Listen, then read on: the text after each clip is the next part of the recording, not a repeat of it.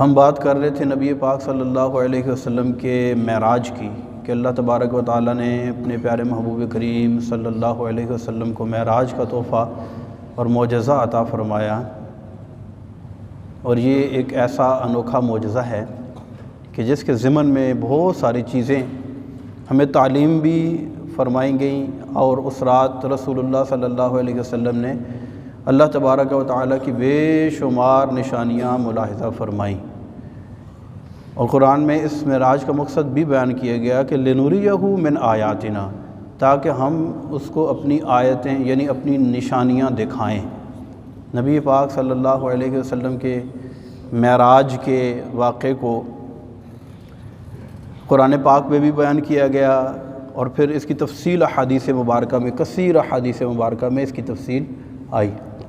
وہ جو منظر تھا اس معراج کا ایک مقصد یہ بھی تھا کہ وہ غم کی گھڑیاں تھیں، غم کی کیفیت، دکھ کے دن تھے۔ نبی پاک علیہ الصلوۃ کا قلب اطہر رنجیدہ تھا، تو اللہ تبارک و تعالیٰ نے اپنے محبوب کو اس غم کے وقت میں اپنی معراج، اپنے دیدار سے مشرف فرمایا، اور یہ معراج جو ہے وہ جسمانی معراج تھی۔ اور اس کی ایک بہت بڑی دلیل یہ ہے کہ جب آپ صلی اللہ علیہ وسلم نے اس معراج کا تذکرہ فرمایا تو کفار نے ڈٹ کر اس کی مخالفت کی، ورنہ بات خواب کی ہو تو مخالفت نہیں ہوتی۔ میں آپ کو یہ کہوں کہ میرا 1 کروڑ کا بانڈ نکل آیا ہے، تو اس کی 2 صورتیں ہیں، یا تو یہ میں نے خواب دیکھا ہے یا حقیقت میں۔ تو خواب دیکھا ہے تو آپ کہیں گے واہ جی اچھا خواب آپ نے دیکھا ہے، تو میں حقیقت میں بات کروں گا تو آپ چونک جائیں گے، اچھا آپ کو 1 کروڑ کا بانڈ نکل آیا ہے۔ تو بات حقیقت اور خواب، اس میں بہت زیادہ فرق ہوتا ہے۔ تو جب رسول اللہ صلی اللہ علیہ وسلم نے اپنے معراج کے واقعے کو ذکر کیا تو کفار نے بہت زیادہ مخالفت کی۔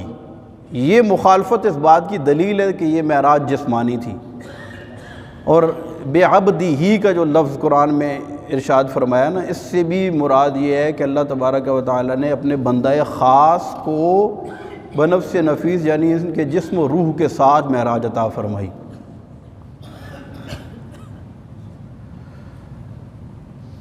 اور یہ معراج نبی پاک صلی اللہ علیہ وسلم جب سدرۃ المنتہا پہ پہنچے، جو حضرت جبریل علیہ السلام کا آخری مقام ہے، تو اس کے قریب جنت المأوا ہے۔ یہ قرآن میں اللہ نے بیان فرمایا عند سدرۃ المنتہا عندہا جنت المأوا، سدرۃ المنتہا کے ساتھ جنت المأوا ہے۔ اس جنت المأوا کا جو چھت ہے اس کے اوپر عرش ہے۔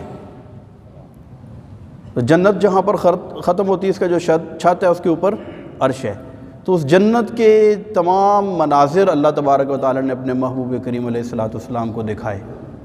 جنت کے اندر مختلف لوگوں کے مقامات، درجات دکھائے گئے، صحابہ کرام علیہم الرضوان کے درجات دکھائے گئے۔ حضرت سیدنا بلال حبشی رضی اللہ تعالی عنہ جب معراج کی صبح نبی پاک علیہ السلام مسجد نبوی میں تشریف لائے تو ارشاد فرمایا بلال تو مجھے بتا کہ تو کون سا عمل کرتا ہے کہ میں نے آج رات جنت کے اندر تیرے قدموں کی آواز سنی ہے۔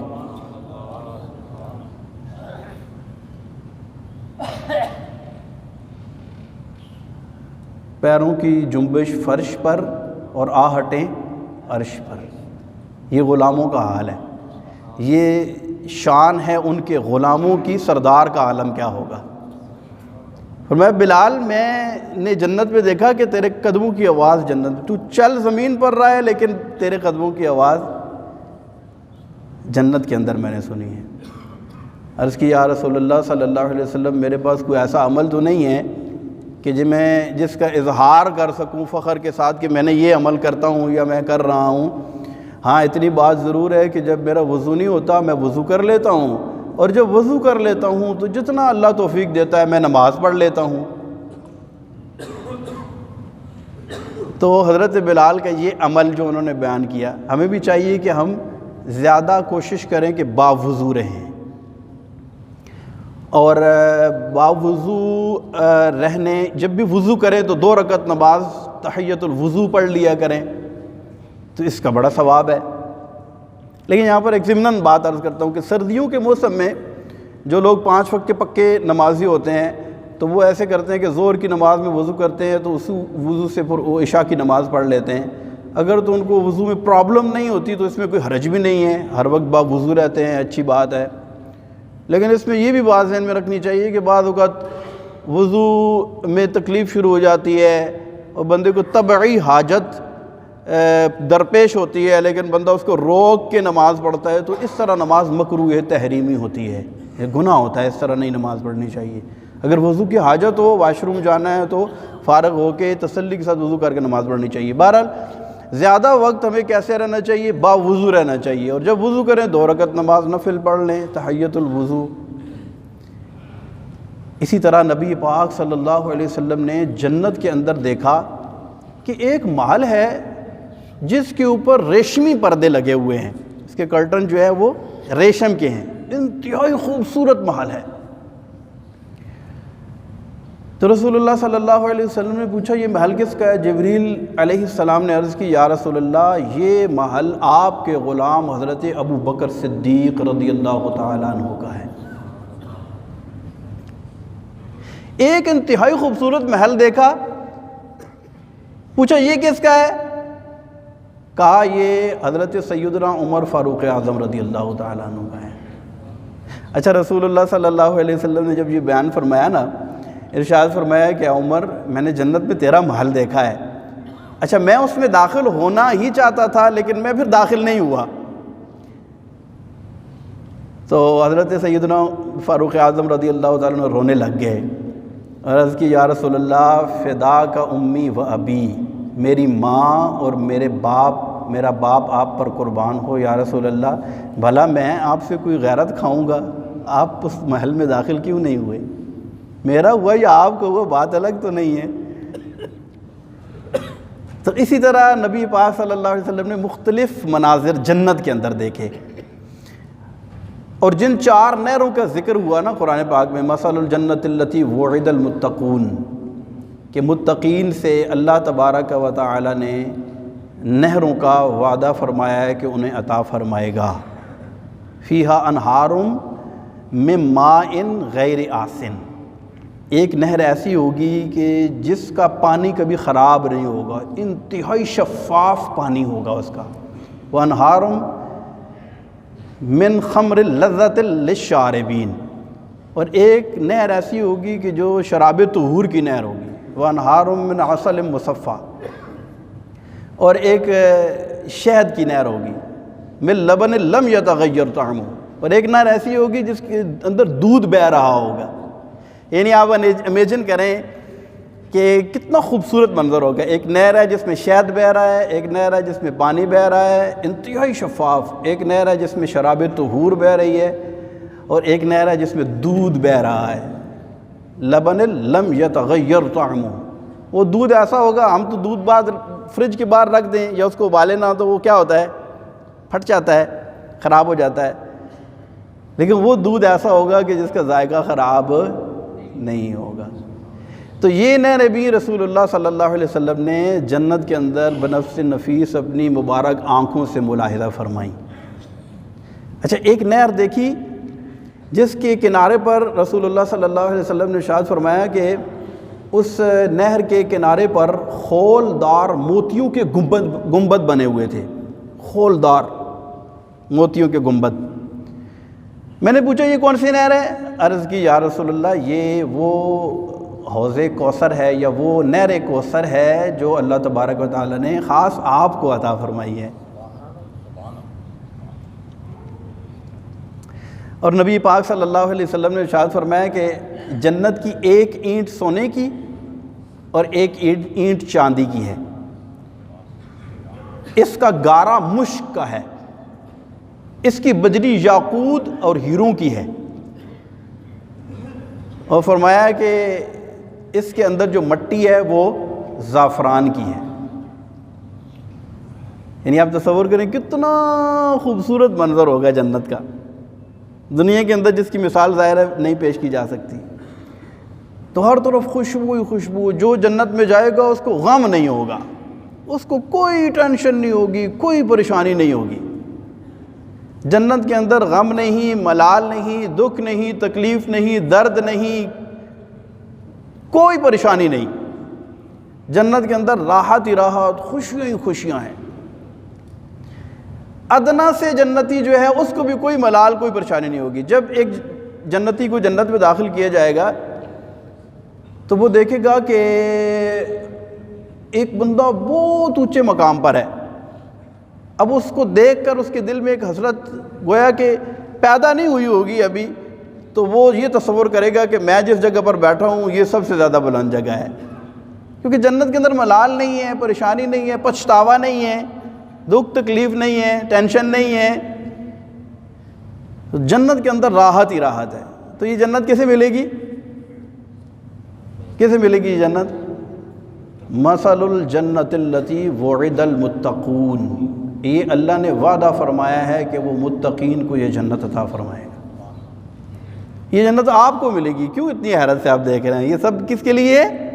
مسلمان کے لیے نا.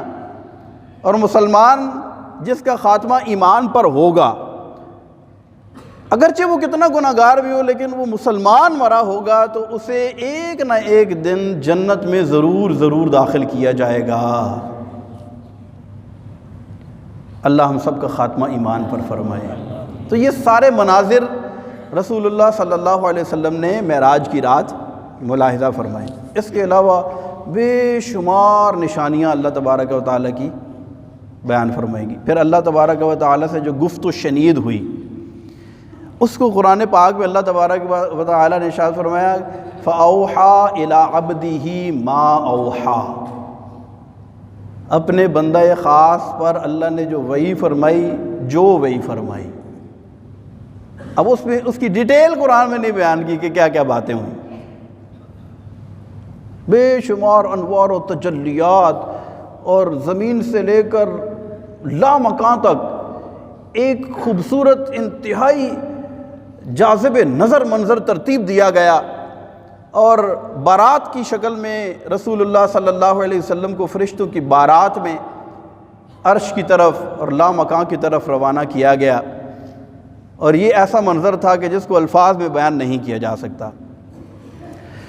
اور مزے کی بات یہ ہے کہ رسول اللہ صلی اللہ علیہ وسلم کروڑوں منزل میں جلوہ کر کے اور کئی سال گزار کر آئے، لیکن واپس آئے تو دروازہ کھولتے ہوئے جو دروازے کی زنجیر تھی وہ اسی طرح ہل رہی تھی، اور جو غسل فرمایا تھا پانی نالی کے اندر اسی طرح بہہ رہا تھا. یعنی گویا کہ جب آپ معراج پر تشریف لے گئے تو پیچھے دنیا کا سارا نظام ادھر ہی بالکل روک دیا گیا، ہر چیز ادھر ہی ساکت ہو گئی.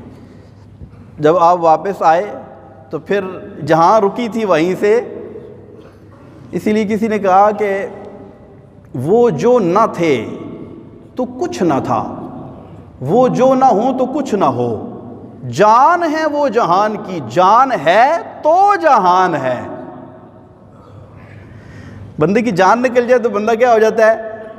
مردہ ہو جاتا ہے. اور جان بندے کے اندر ہو تو بندہ کیا کرتا ہے؟ حرکت کرتا ہے. تو جب جان نکل گئی تو بھئی گھڑی کا سیل نکال دے تو کیا کرے گی؟ گھڑی رک جائے گی. پھر سیل ڈالے دے تو وہیں سے چلنا شروع ہو جائے گی. کیونکہ میرے آقا صلی اللہ علیہ وسلم وجہ تخلیق کائنات ہیں، آپ کے لیے اس کائنات کو بنایا گیا. اور اس سارے چیز کے اندر یہ ہے کیا؟ یہ خدا کی قدرت کا منظر ہے. کیا ہے؟ خدا کی قدرت کے چاند حق کے کروڑوں منزل میں جلوہ کر کے ابھی نہ تاروں کی چھاؤں بدلی کہ نور کے تڑکے آ لیے تھے، اور چلے وہ سروے چما خراما نہ رک سکا سدرا سے بھی داما. پلک جھپکتی رہی وہ کب کے سب این و آن سے گزر چکے تھے. اچھا، اس تیزی کے اندر تردد نہیں تھا.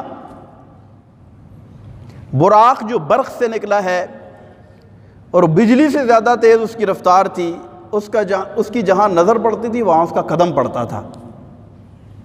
تو عموماً اس طرح ہوتا ہے کہ جب کسی چیز میں تیزی کی جاتی ہے تو اس تیزی کے اندر تردد پایا جاتا ہے. بھئی ایک بندہ بھاگ رہا ہے تو سارے اس کی طرف دیکھیں گے کہ یہ تیز بھاگ رہا ہے. ادھر بار روڈ کے اوپر مثال کے طور پر کوئی بندہ 150 کی سپیڈ سے گزر رہا ہے تو ہر بندہ اس کی طرف دیکھے گا یار اس کا تماشا دیکھو یہ کتنے تیز جا رہا ہے. تو تیز رفتاری کے اندر تردد پایا جاتا ہے نا, لیکن اس تیز رفتاری کے اندر تردد نہیں تھا. وہ اپنے تہیں گویا کہ جس طرح کوئی باغ میں خرامہ خرامہ ٹہلتا ہے وہ اس طرح ٹہلتے ہوئے جا رہے تھے. سیر تھی نا, یہ اسرا بعبدہ, سیر کرائی. اچھا سیر ایسے ہوتی ہے کہ بھاگم بھاگی میں سیر ہوتی ہے. آپ کہتے ہیں یار مری جائیں تو کم از کم 1-2 دن رکیں تو صحیح, کم از کم کچھ دیکھیں. نران گگان جاتے ہیں تو آپ کیا کرتے ہیں, فوراً جاتے ہیں اور آنن فانن بس واپس آ جاتے ہیں. نہیں, سیر کا مطلب یہ ہوتا ہے کہ بندہ انجوائے کرتا ہے, تھوڑا دیکھتا ہے اور مختلف مناظر سے لطف اندوز ہوتا ہے. تو چلے وہ سروے چما خرامہ, اور سپیڈ کا عالم کیا تھا, نہ رک سکا سدرہ سے بھی داما. پلک جھپکتی رہی. ہم تو کہتے ہیں نا یار پلک جھپکنے میں یہ کام ہو گیا, کہتے ہیں بہت جلدی ہوا, پلک جھپکنے میں یہ کام ہو گیا.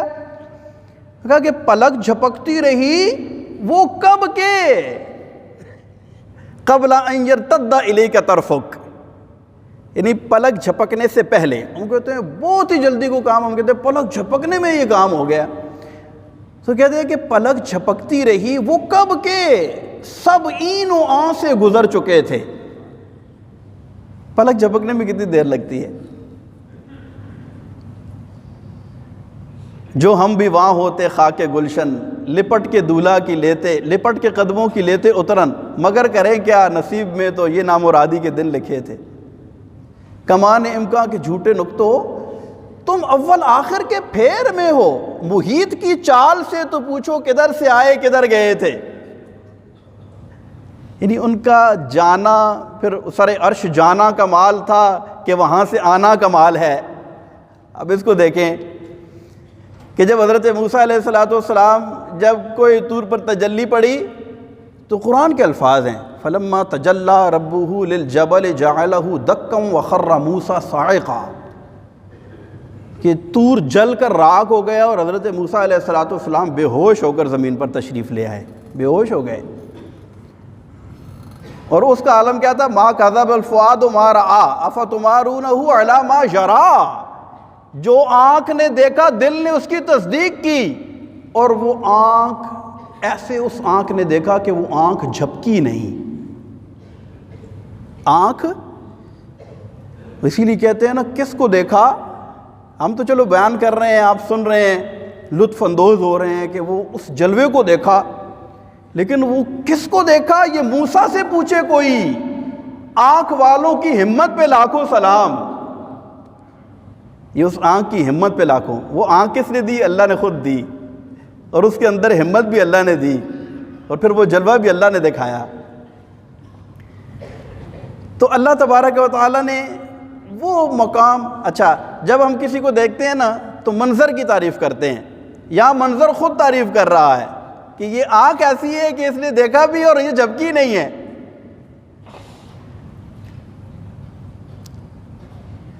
حجاب اٹھنے میں لاکھوں پردے, ہر ایک پردے میں لاکھوں جلوے. عجب گھڑی تھی کہ وصل و فرقت, جنم کے بچھڑے گلے ملے تھے. وصل اور فرقت, یہ وصل اور فرقت یہ دو متضاد چیزیں ہیں نا, یہ کبھی آپس میں ملتی نہیں ہے, یا وصل ہوگا یا فرقت ہوگا. لیکن حجاب اٹھنے میں لاکھوں پردے, ہر ایک پردے میں لاکھوں جلوے. یہ ایسا منظر تھا کہ جہاں وصل اور فرقت ایک ساتھ دونوں آپس میں گلے گویا کے ملے تھے. وصل اور فرقت یہ ایک ایسا منظر تھا. کیوں کہ یہ عقل میں آنے والی چیز نہیں, عقل سے ماورا ہے. معجزہ اسے کہتے ہیں جو عقل سے ماں. بھئی 100 سال پہلے, 100 سال پہلے ہم میں سے کوئی دنیا میں موجود نہیں تھا, اور جو لوگ تھے کیا وہ یہ امیجن کر سکتے تھے, یہ سوچ سکتے تھے کہ ایک وقت آئے گا یہ موبائل ہر ایک کے جیب میں ہوگا, لوگ ویڈیو کال کریں گے, دنیا کے دوسرے کونے تک کمیونیکیشن سمٹ کر لوگ بالکل گویا کہ ایک ہتھیلی میں آ جائے گی. کوئی سوچ نہیں سکتا تھا۔ اور آئندہ آنے والے 100 سال بعد کیا ہوگا ہم سوچ نہیں سکتے ہیں۔ پھر آئندہ آنے والے 500 سال بعد سائنس کہاں سے کہاں ترقی کر جائے گی، کیا کچھ ہوگا۔ لیکن دنیا جہاں مرضی ہے پہنچ جائے، جو میرے محبوب کریم علیہ الصلاۃ والسلام کو عروج اور بلندیاں عطا فرمائیں گی، اس کی طرف کسی دنیا دار کا تصور بھی نہیں پہنچ سکتا۔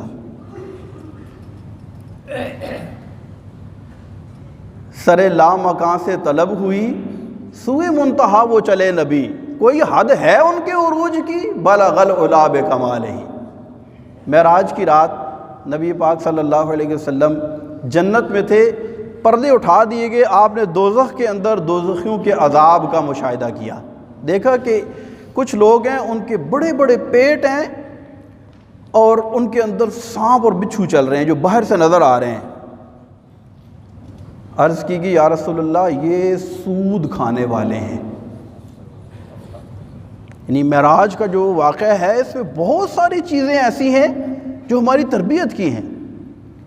تو سود جہاں قرآن میں سود کھانے والے کے ساتھ گویا کہ اعلان جنگ فرمایا گیا، تو وہاں معراج کی رات رسول اللہ صلی اللہ علیہ وسلم نے دیکھا کہ ان کے پیٹوں کے اندر گویا کہ جہنم میں بڑی شدید عذاب کے اندر، تکلیف اور کرب کے اندر مبتلا ہیں۔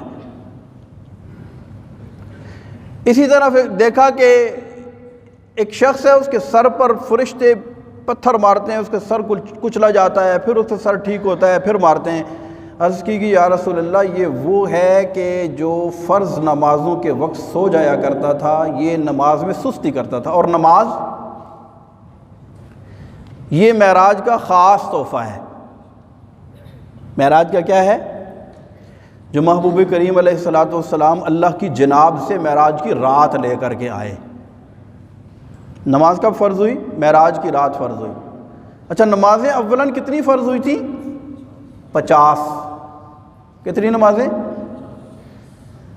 جب آپ واپس تشریف لائے، حضرت موسیٰ علیہ الصلاۃ والسلام سے چھٹے آسمان پر ملاقات ہوئی، عرض کی یا رسول اللہ آپ کی امت کو اللہ نے کیا دیا؟ فرمایا 50 نمازیں۔ اچھا یا رسول اللہ 50 نمازیں؟ مجھے بنی اسرائیل کا بڑا تجربہ ہے، یہ 50 نہیں پڑھیں گے، آپ اللہ کی بارگاہ میں دوبارہ جائیں، تھوڑی کنسیشن کروا کے لائیں۔ پھر حاضر بارگاہ الہی ہوئے، 5 کم کر دی گئیں، پھر واپس سے کہا کتنی؟ کہا 45 رہ گئی ہیں۔ کہا یہ نہیں پڑھ سکیں گے، آپ واپس جائیں۔ 9 دفعہ واپس گئے، 45 نمازیں کم کروائیں، 5 رہ گئی۔ اللہ تبارک و تعالیٰ نے فرمایا لا تبدیل لکلمات اللہ، ہماری باتیں، ہمارے کلمات بدلتے نہیں ہیں، پڑھیں گے 5 لیکن ثواب 50 کا دوں گا۔ کتنے مزے لگے ہوئے ہمارے، نمازیں کتنی پڑھیں گے؟ اچھا اگر 50 فرض ہوتی پڑھتا کوئی؟ یہ تو مسجد میں ہی بیٹھے رہتے، باہر نکل نہ سکتے، فوراً پے در پے نمازیں ہوتی۔ تو اب ہم نے پڑھنی کتنی ہے؟ اللہ موسیٰ علیہ السلام کا بھلا کرے، موسیٰ علیہ السلام نے ہماری مشکل آسان کی۔ 50 سے کم ہو کر کتنی ہوئی؟ 5 رہ گئی، پڑھیں گے 5، ثواب کتنا ملے گا؟ اچھا جب 5 رہ گئی نا، موسیٰ علیہ السلام نے پھر عرض کی یا رسول اللہ آپ اگر ایک دفعہ پھر چلے جائیں۔ ارشاد فرمایا کہ مجھے تو اب جاتے ہوئے حیا آتی ہے، 5 بھی نہیں پڑھیں گے کیا؟ یعنی جو بندہ 5 نمازوں کا اہتمام نہیں کرتا، وہ تصور کریں کہ اللہ کے نبی صلی اللہ علیہ وسلم نے کم از کم ہم سے اتنی امید تو رکھی، اور 9 دفعہ واپس گئے لیکن 10ویں دفعہ واپس نہیں گئے، کہ ابھی اتنے گئے گزرے بھی نہیں ہیں کہ 5 نمازیں بھی نہ پڑھیں۔ تو اب اس کے باوجود جو 5 نمازیں نہ پڑھیں، کتنا بد نصیب ہے۔ اور یہ معراج کا خاص تحفہ ہے جو رسول اللہ صلی اللہ علیہ وسلم اللہ کی بارگاہ سے لے کر کے آئے ہیں۔ اور اللہ تبارک و تعالیٰ نے قرآن میں سب سے زیادہ نماز کا حکم ارشاد فرمایا، سب سے زیادہ حکم۔ نماز نہ پڑھنے والے کو دنیا اور آخرت میں اس کے لیے ذلت ہی ذلت ہے۔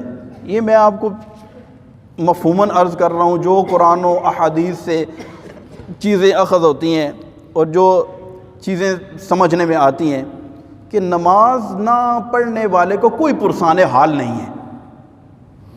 لوگ آتے ہیں نا، کہتے ہیں یہ بڑا پریشان ہوں، کو وظیفہ بتا دیں۔ اچھا ہم پوچھتے ہیں اچھا نماز، سب سے پہلے ہمارا سوال ہی یہ ہوتا ہے یار آپ 5 وقت کی نماز پڑھتے ہیں؟ کہتے ہیں ہاں بس نماز میں سستی ہو جاتی ہے۔ تو میں کہتا ہوں کہ نماز 5 وقت کی پڑھو، سب سے بڑا وظیفہ یہی ہے۔ تو نماز کا اہتمام نہ کرنے والا جہاں بہت سارے